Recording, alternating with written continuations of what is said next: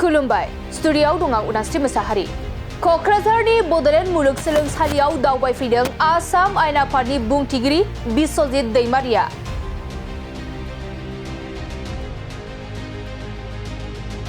बिस्वजित दैमारिया बड'लेण्ड मुलुगसोलोंसालि नायगिदिंफैनायाव मुलुगसोलोंसालिनि सोलिफु थासारि आरो बायदि जेंनाफोरनि सायाव दिनै बड'लेण्ड मुलुगसोलोंसालिनि vice chancellor professor doctor Babulal Ahuja, registrar doctor सुबुं बसुमतारी आरो मुलुगसोलोंसालिनि बिबानगिरिफोरजों गुवारै सावरायलायो। मख'नो गोनांदि आसाम आयेन आफादनि बुंथिगिरि बिस्वजित दैमारिया बड'लेण्ड मुलुगसोलोंसालिनि सिङाव थांलाय फैलाय खालामग्रा गल्फ कार्ट बायनो थाखाय 7,70,000 रांखान्थि अनसुंथाइनि चेक बिलाइबो गथायदों। लोगोसे बै समाव गावनि एमपि मावबिबान समाव बड'लेण्ड मुलुगसोलोंसालियाव 5 लाख रांजों सुफुंनानै होनाय गार्लस हस्टेलखौ नायदिंफैनायजों लोगोसे आथिखालनि हस्टेलनि थासारि आरो जेंनाफोरनि सायाव हस्टेलनि फरायसुलिफोरजों सावरायलायो। जे बिथांमोना मोनसे गल्फ कार्ट बेटारिजों सालायनाय गारि इउनिभार्सिटि केम्पासआ गिदिरखाय आगोलाव माने बुंबाय थादोंमोन, बे समाव बाथ्रा होनाय जादोंमोन आरो बे हिसाबै बे गल्फ कार्टखौ अलरेडि लानाय जादोंमोन, नाथाय बिनि माबाखौ रांखौ माने हरनाय जायाखै पेमेन्टखौ। ओंखायनो आंनि आसाम एसेम्ब्लिनिफ्राय आंनि जिथु फान्ड बे फान्डनिफ्राय आङो 7,70,000 रां बै गल्फ कार्टनि बेखौ दिनै चेक होफैदों। जेन'बा इउनिभार्सिटि जे बिथांमोनाबो जेबो गैया बे हिसाबै, गतिके बे जिहेतु आंनि मोनसे कमिटमेन्टमोन। मोनसेया जाहैबाय आं जेब्ला एमपिमोन एमएलए स्पिकार जानायनि सिगां 50 लाख रां आं बेवहाय गार्लस हस्टेल लुनो थाखाय हरदोंमोन आरो बे हस्टेला कमप्लिट जानायाव बायदिसिना जाहोनाव आं लेंहरबाबो आगोलाव फैनो हायाखै।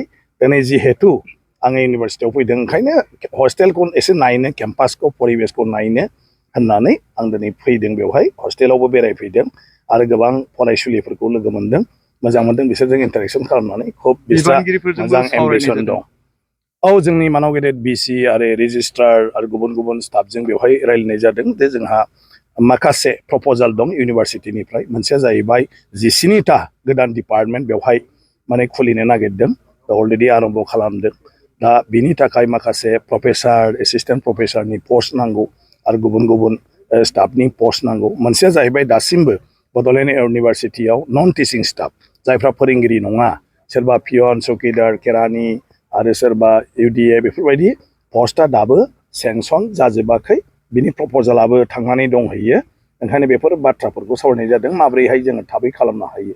दा बे बाथ्राखौ लानानै दिनै आंनो जिखिनि मेम'रेन्डाम होदों मानव गेदेर गिबि मन्त्रि डक्टर हिमन्त बिश्व शर्मा आरो मानव गेदेर सोलोंथाइ बिफाननि मन्त्रि डक्टर रेणु स्पिकारजों आङो सावरायहैगोन जेसे हागौ थाबै, जाहाथे बड'लेण्ड इउनिभार्सिटिनि जिखिनि आसाम गभर्नमेन्टनि मावनो गोनां खामानि दं बेखौ जाहाथे मावनानै हरनो हायो, जानो हायो। दा बर'आ आसामनि मावख'आरि राव, अफिसियेल लेंगुवेज, अफिसियेल राव, बेवहाय अफिसियेल राव जाबाय नालाय जेरावबो बाहायनो हायो आरोखि। दा बाहायग्राफोरनि सायावसो बेखौ, मानो होननानै बुङोब्ला बर'आ ओरैनो असमियाया अफिसियेल लेंगुवेज थाखानायखाय लोगो होननानै बुंदों, एस'सियेट। दाना राजा थायोब्ला राजाजोंथ' सानै जानो हाया, हय सान्थ्रि गाहाय जानांगोन नङाब्ला मन्थ्रि जानांगोन।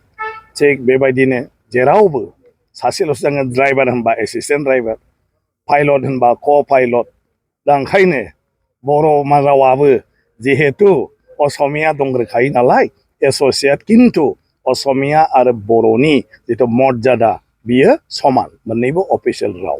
ओंखायनो बे हिसाबै आङो आसाम आयेन आफादनि बुंथिगिरि जानाय लोगो लोगो बे माथो खामानि मावनो फालाय, बेखौनो आरो बर' रावा अफिसियेल जाबाय, थ' जों जुदि बाहाया जेरावबो बिनि अफिसियेल जानाय जायैखौ सोर मोनथिनो। ओंखायनो आं आसाम आयेन आफादाव गासिबावबो आं बर' रावखौ समान समानै बाहायफादों। बिनि प्रसिडिं इभेन दा आसाम आयेन आफादाव बर' एमएलएफ्रा बर'जों बुंनो हायो, बेखौ असमियाजों माने ट्रेन्सलेट खालामबाय थानो हानाय जोंहा इन्टारप्रेटर दङ आरो बाखि ट्रेन्सलेसन जायो। आङो बड'लेण्ड क'क्राझार गभर्नमेन्ट इउनिभार्सिटि बिलखौ बर' रावजोंनो पास खालामदों, माने बेवहाय आरो बिधान सभायाव।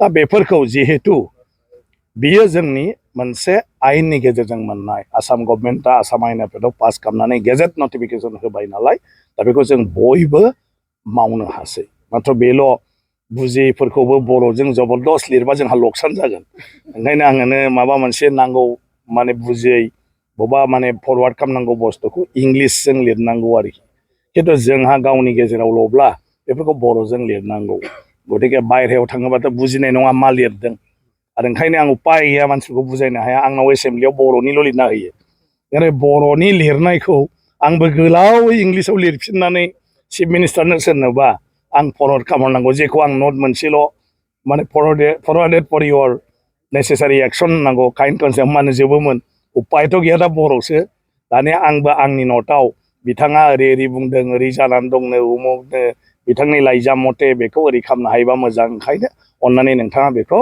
मावनानै हो होननानै आङो लिरफिनजोबनांगौ आरो मा ओंखायनो आंनो जुदि आंनोनो ल'बा बर'आव लिर नाथाय सोरबा चिफ मिनिस्टारखौ मन्थ्रिखौ आं बुंहरनांगौब्ला इंलिसाव लिरखालाङोबा आंहा गोरलै जायो आरो मा दा बेल' बाहायनाया बाखि जेब्ला दायथ'आनो बेनो आंनि बिबानानो बेनो बिनि थाखायनो रायजोफ्रा आंखौ अनदों रायजोफ्रा आंखौ सापर्ट खालामदों रायजोफ्रा आंखौ MLA फाथायहरदों बिनि थाखायनो आं दिनै स्पिकार जादों आरो बेयाव थाब्लासो नों खामानिखौ मावनो हायो जेब्ला आं रिटायार्ड जाबाय आंना भुल जाबायलै होनबाय थाबाथ' लाब गैया ओंखायनो दानो मावनांगौ आरो दा बर'नि बायखोन्दा नेरसोन कसारिफोरनि बायखोन्दा नेरसोन आरो जोंहा एकदमबारे नरखासुरनि दिननिफ्रायनो कामाख्या दं बेनि मोनसे स्ट्राक्चार जिथु डिजाइन दं जायखौ बर'फ्रा आगर हिसाबै आर'नायाव बा बायदिसिनायाव बाहायबोदों बेनि मोनसे स्ट्राक्चार मन'लिथ लंथाइ खालामनानै अन्थाइ एकदम राजस्थानाव दाननानै लाबोदों अन्थाइ जोंनि मानाव गेदेर कमल गयारि होननाय जोंहा सासे स्काल्पचार आर्टिस्ट दं बेखौ दायथ' होनानै